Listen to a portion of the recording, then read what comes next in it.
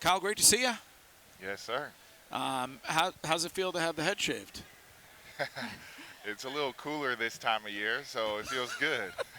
I mean, normally that's something you do. Like you say, all right, it's playoff time. We're all going to shave our heads. Or you say, if we get there, we're all going to grow our beards. So maybe we found some sort of a theme for this upcoming season or something. Yeah, I kind of like that. A beard season during, the playoffs, and now it's get grind time. There we go. Oh, okay, grind time. Grind time. Let's go. Me, it's grinder time. Like I'm always hungry for a roast beef or Italian grinder, but that yes. That can go a few ways. Yes.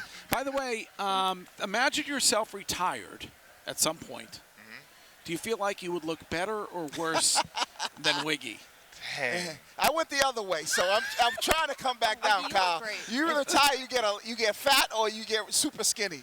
I will have to say, Wiggy looks good with his fit today. There you The go. J's, Oh, they you look like- good. yeah. I like it. The wash is clean. That's what I He's try to looking do. all right. If you, it's like Gerald Levert. If you kind of put some swag on, it takes away from the lbs that are underneath. I mean, I have to ask, did you I don't know if you did or didn't. Did you watch the 30 for 30 on the tuck rule game? I saw clips of it. They left Wiggy out of the. How do you do a tuck rule 30 for 30 and not include Wiggy in the entire thing? I know, that's kind of messed up. He should have been all over that. And what you think, Brady didn't consult with me. You would think that the guy that, made a bunch of catches. But, at the end of the day, Kyle, I remember it, so that's all that matters. What do you think about Brady? You think he's coming back? That's an interesting question. I'm not going to put it past him, that's for sure. He's a man of mystery in that regards, but the thing that I'm impressed about him is he could play when he's 75. Yeah. The way he throws the ball with his mechanics, those won't ever go away. So I'm sure he can get the job done. We were talking about the possibility that he could be a minority owner in the Dolphins. Wow, good for him. Would that be like a shot directly over the bow of the USS Patriot? A team though. I think anytime you can have a player that started his career off as a player and then eventually have the role or the chance to be an owner changes the game for a lot of people. I mean, you see it in the NBA with NBA guys. I think Dwayne Wade is the most recent with the Utah Jazz, just because I'm familiar with, living there and seeing the growth and being friends with the owner there. They've done a great job of integrating diversity and being that of Dwayne Wade. So, regardless, that is a huge accomplishment to be able to do, to be able to be engaged with that at that level and have a chance and opportunity to own a team is amazing. That I think he should be all over it. I know I would if I had the opportunity, because it's a awesome thing to do. Now that you've had a little while to reflect on the way the season ended, yeah, I'm sure you're disappointed. 100%. You look at kind of that period of time where you guys won those 7 games and were kind of flying high.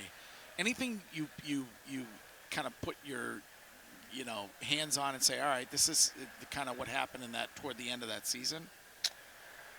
Yeah, I don't like making excuses or, nothing. I don't know.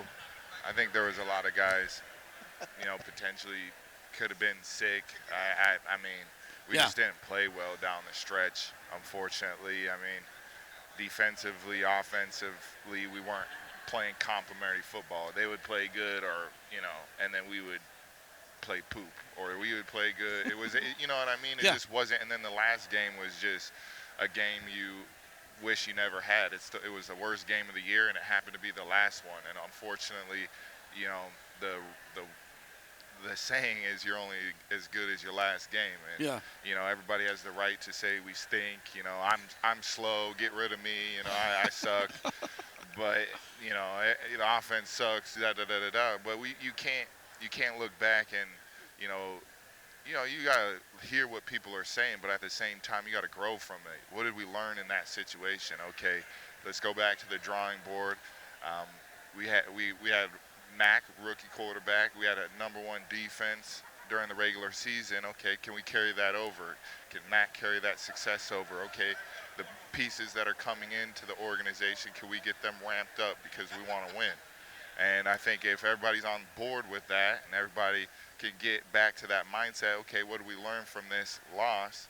Let's carry this over and let's work during the season and remember those losses and let's get better from those. You want to ask? Yeah. I mean, I don't want to. You want to talk about Mac? Well, I mean, I was going to ask you a question about him, but we can obviously. I mean, I've been a fan of this team in a while, and I've been very critical. I mean, I hope you're a fan. Oh, yeah. You're over here like. Well, he played for 14 different teams.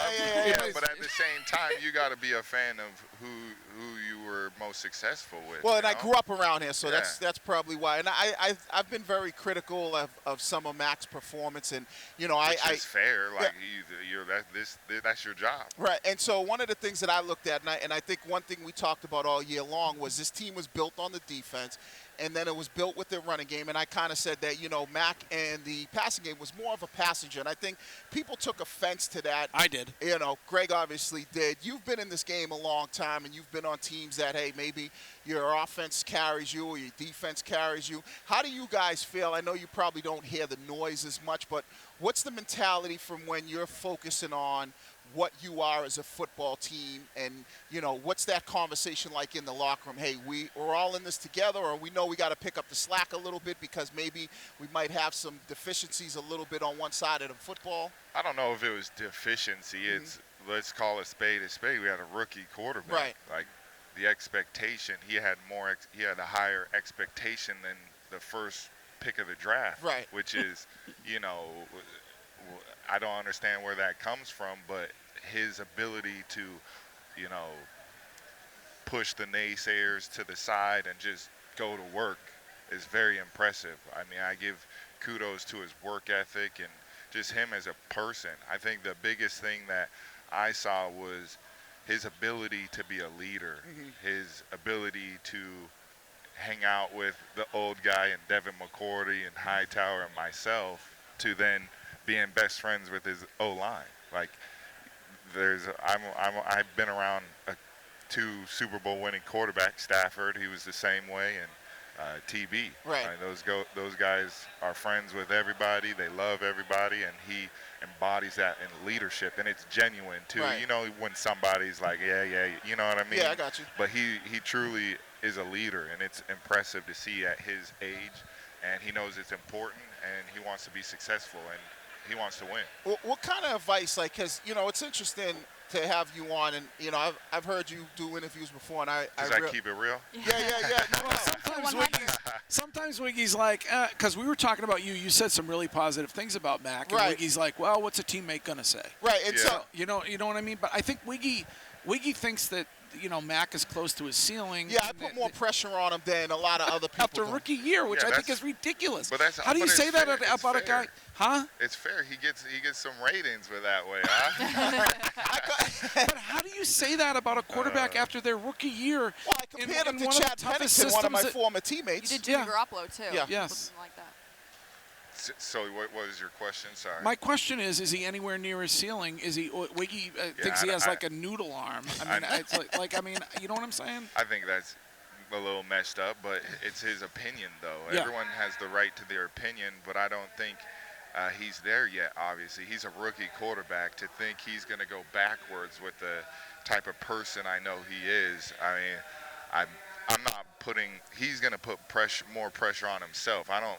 Me saying this isn't going to affect him because I know the type of person he is. He's impressive. Kyle, you've known Bill for so long now, and a lot of people are... speak of the devil. Look who it is. There's Mac Jones.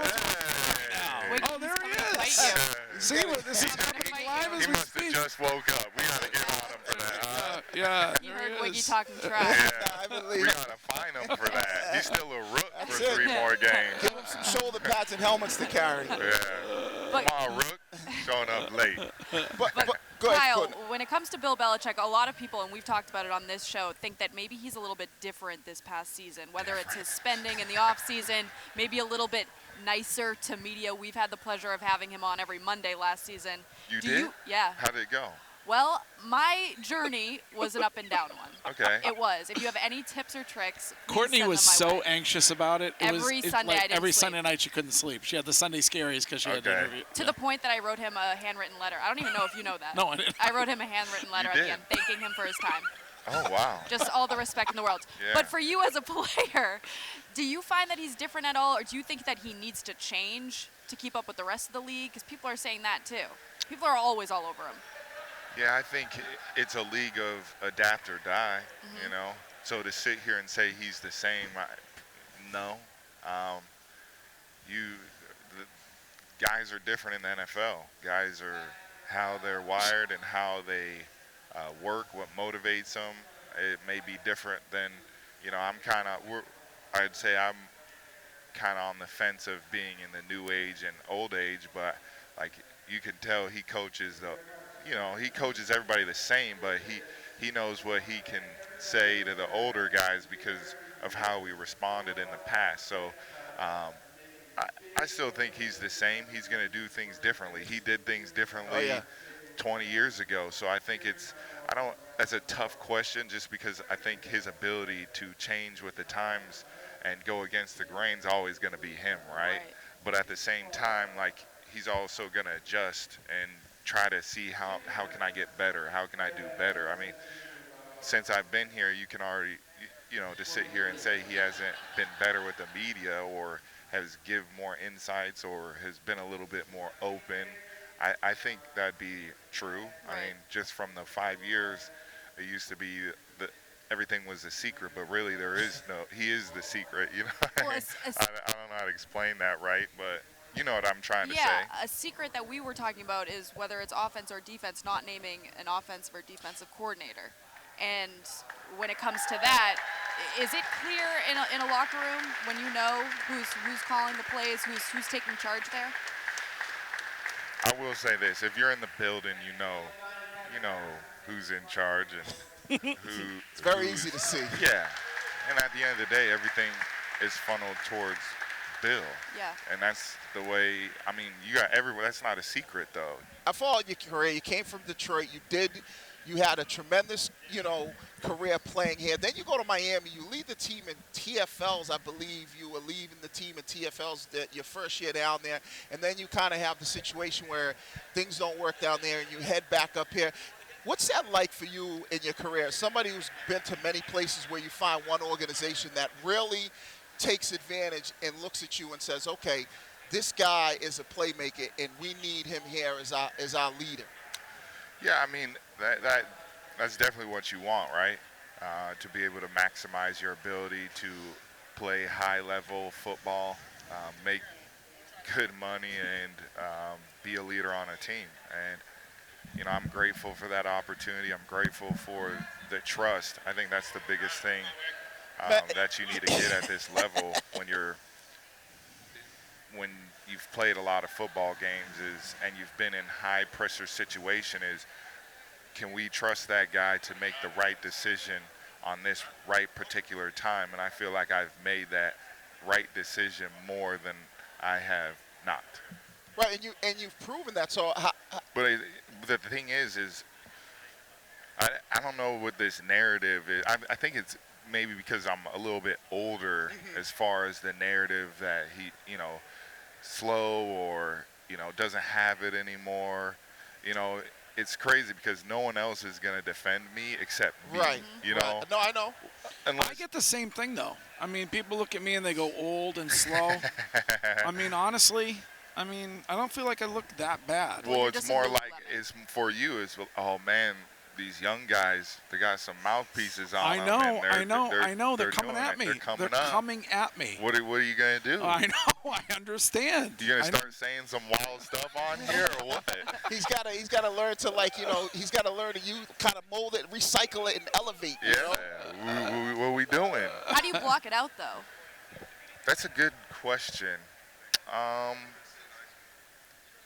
don't think I have, though. I think to sit here and say I have would be a lie, but to be able to use that, and it's kind of motivation, but I feel like I'm more competitive and I'm going to be harder on myself than anybody else. Like, it's funny, like after losses, obviously it's never fun, but I already know what I did wrong before walking in the building, and I already want to correct it. I already want to get back on the practice field. And I think if you have enough guys like that in an organization or on a team, which we have, which that's the way Bill creates things, is you're gonna be pretty successful because you have guys that love football, and you just got to continue to have guys that love football and do the best of their ability. How important is J.C. Jackson when it comes to this defense? I mean, pretty important. So if you're I mean, Bill, you saw what Steph was. I mean, if Steph's pretty important. Yeah. So, but if you're Bill and you're sitting there and you're deciding, all right, I can, do a deal with him, or I can go out I can only pick one. I can go out and get Mac, maybe a weapon. What do you end up doing? That's a good question. It's above my pay grade. I understand. And Me too. I love. See, this is that young mentality question right there. I like that. I don't know. There's a lot of guys up. There's a lot of decisions to be made. I haven't looked into it enough. I'm over here actually playing daddy daycare at home, trying to take care of the newborn. So, and I gotta, I'm under contract for one more year, but you never know. I just had a situation last year, so it's like, I don't know Who either. knows? So Yeah. for me, I don't know. All right. With your time last year and then coming back now, how happy are you that Brian Flores found a landing spot? I am happy for him. I think what he's doing is courageous and taking a lot of heat for it, and I wish him the best. Well, Were you ever? I mean, did Steve Ross offer you like $4,000 to throw a game or anything like that? There you go with another young question. trying to keep it young. I know, keep you on my toes. I like it. But I would say this, Kyle, this is the last one for me. As somebody who kind of had a career like that, every year you're constantly fighting to prove yourself. You're not big enough, you're not fast enough.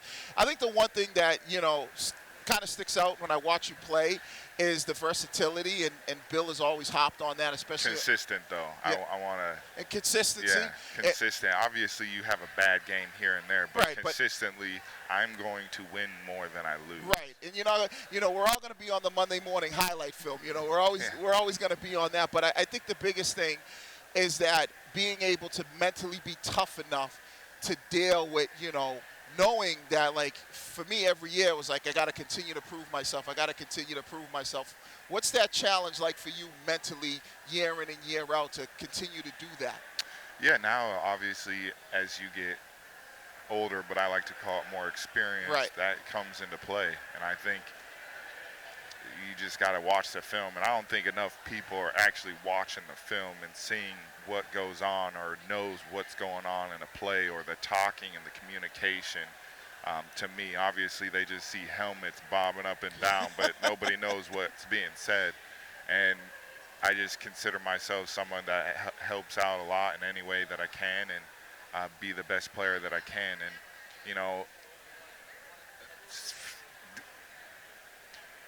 how do I say this without saying anything like bad? It's just, I'm always going to bet on myself. Right.